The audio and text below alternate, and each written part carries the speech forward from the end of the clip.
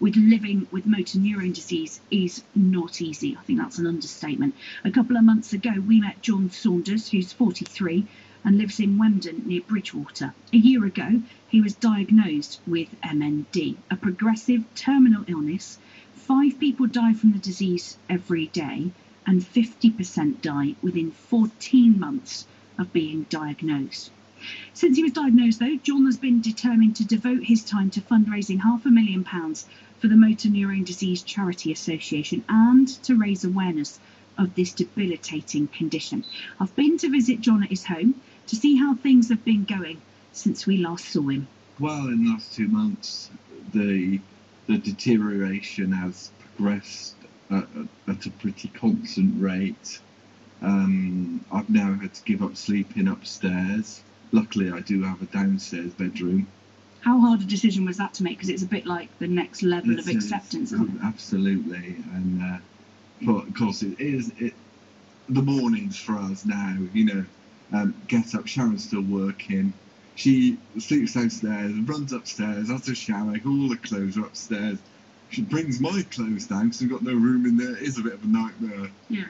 So we have, luckily we're putting a planning application in for a disabled annex, which hopefully should be built by April next year, hopefully.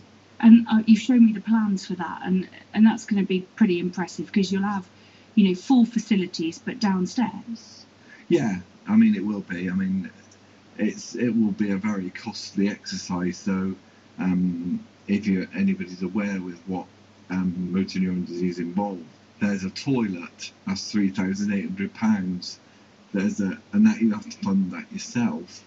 There's a warm air, like a big hair dryer, like a body dryer. Body blower, yeah.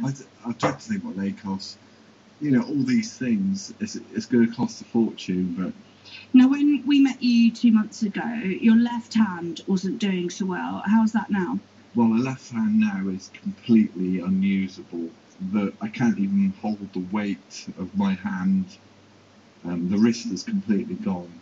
I have got an appointment with the orthotics department in a couple of weeks to try and get a wrist splint. Right. Because at the moment it just gets in the way.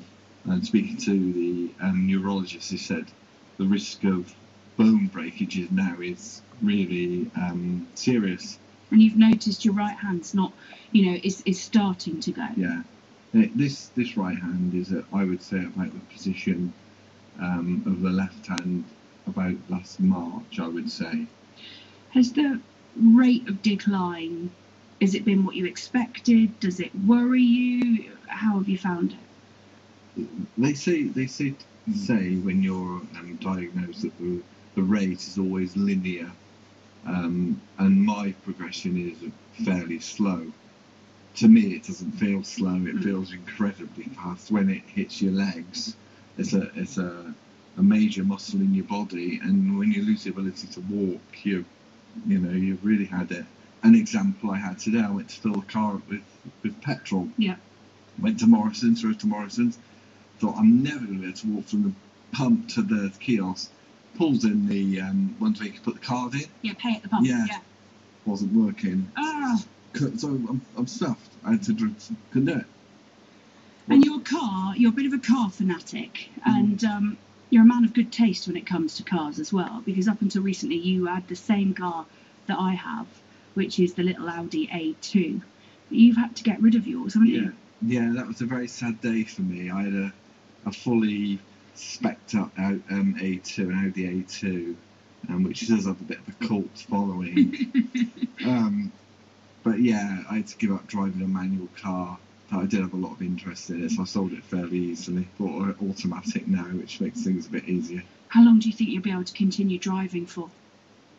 That's quite a worry for me. I think it's stupid things. The button on the remote now, I have to sort of do that with it. Press from one to the other. By March next year, I reckon that'll be it. I reckon. Now, since we last met as well, there's been some good news. I understand there's an Olympic torchbearer nomination in the offing. Yes, I've had we've been through the second phase of interrogation, whatever you want to call it.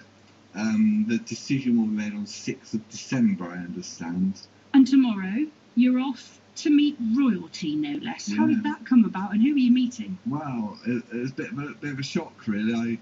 I received a fancy letter through the post saying, due to the efforts I've made in raising the awareness of motor neuron disease and the awareness by doing things like this, and the money we've raised, with thanks to my former colleagues from work, my consultant, Professor Kevin Talbot's been awarded the chair of motor neuron biology at the University of Oxford, and he's been presented with this by the Princess Royal. So myself and my wife are going up there tomorrow, perhaps to meet her. Now that you've been sent a set of protocols, you can only call her this, not call her that. You're not having any of that. I don't do mom and all this rubbish. No. They might put you in the tower. Yeah, that'll probably happen. We'll see. We'll see. Now, raising money, I know, has been a big focus for you, and the charity that you're trying to raise awareness for as well. What's the next plan of action with regards to raising some more money? For this year, we're well on with the plans to our Christmas party, which is on the 9th of December. We've sold about 70 tickets so far. We've got 250 tickets. You can buy them on my website. I've updated it today with a live link. We will be holding a stall in Angel Place Shopping Centre in the next few weeks, where you can buy them there. That's at the Bridgewater Sports and Social Club. Okay. So we've got live music and a buffet and raffle prizes, so it should be quite a good night. And then you're still planning to carry on fundraising as long as you can? Yeah, I mean, as long as my medical, I can do it physically. I mean, it is getting difficult now. What my big plan really for next year was to do like a mini Glastonbury festival. That's what I really wanted to do, an outdoor thing. Wow. So hopefully with the funds we've raised from this, we can put it towards that and do something really big next year. That's the plan. Your positivity has always impressed me. How are you coping day to day? Does it get harder to remain positive about the future? Yes, I'll be a liar if I said it wasn't really. I mean, I do have down days like everybody does, and the next thing you can't do, you wake up one morning and you, like today, can't fill the car up with petrol. Oh, that's another thing you can't do, and it just every day something drops off the list. So yeah, the future isn't very promising really. How's your wife and the kids doing?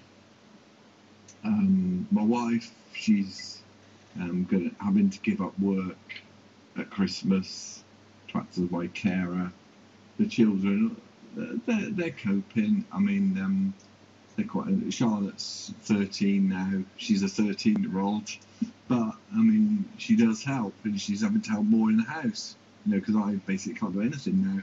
And your son, who's a bit younger? Yeah, he's 6 now.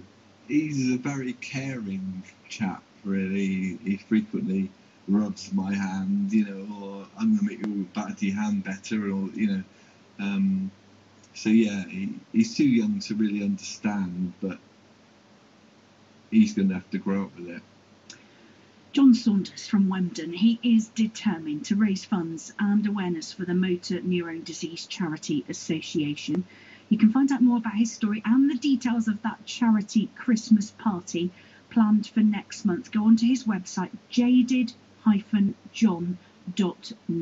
And I know he'll be listening today, as will many of his friends and families. And I feel so honoured that he's letting me, be part of this, awful sort of journey that he has to take as motor neurone disease takes its grip. And he is such a determined and brave man, and we should all take our hats off to him. Minutes before 10 o'clock on Wednesday morning, you're listening to Emma Britton on 95.5 FM. News, travel and weather will be here in 5 minutes. Then after 10 o'clock, I cannot stress enough how much I urge you to just stop and listen for a few minutes to the next part of a truly Just such a brave story. John Saunders, in his early 40s, from Wemden near Bridgewater, came to see us 2 months ago after being diagnosed with motor neurone disease. He's actually been diagnosed now for a year. So I've been to see him 2 months since he came here to BBC Somerset to see how the condition has affected him now, 2 months later on. This guy is so brave. And I use this term, and I don't mind using it. He is ballsy as well. He's determined, and he is adamant that he's going to raise money and awareness of this condition, motor neurone disease, for which there is no cure. It's a terminal illness. He's a young guy with a young family, and he really is an inspiration. And, quite a number of things have happened to him in the last 2 months. The deterioration and the rate of it does vary in people, but you get to hear the next instalment of his story after 10 o'clock this morning.